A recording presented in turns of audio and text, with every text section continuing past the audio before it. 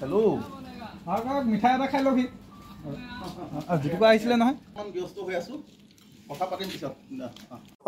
এই অলিম্পিকত পেৰিছৰ অলিম্পিকলৈ যি গৈছিলে তেতিয়া আমি মানে সিদ্ধান্ত কৰিছিলোঁ যে আমাৰ ৰাইজে একত্ৰিত হৈ তেখেতৰ হৈ পেলাই আমি আশু-আৰোগ্য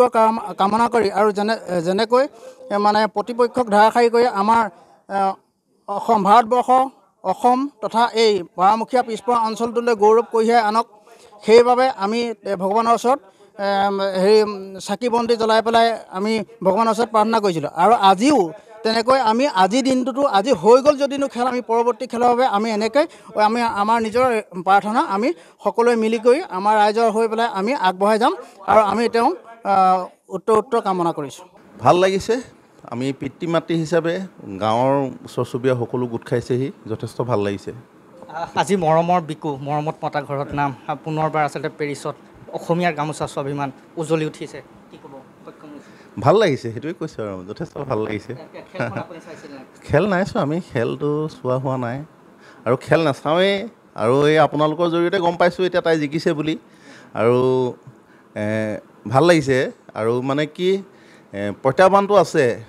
পিছৰ গেমকেইখনটো প্ৰথম প্ৰত্যাহ্বান আছে তাই নিজেই সেইখিনি অতিক্ৰম কৰি যাব লাগিব আৰু তাইৰ যিটো লক্ষ্য আছে সেই স্পীড লক্ষ্য পাবৰ কাৰণে তাই যথেষ্ট কষ্ট কৰিব লাগিব। হেল্ল' মিঠাই এটা খাই লহি জিতুকা আহিছিলে নহয় ব্যস্ত হৈ আছোঁ কথা পাতিম পিছত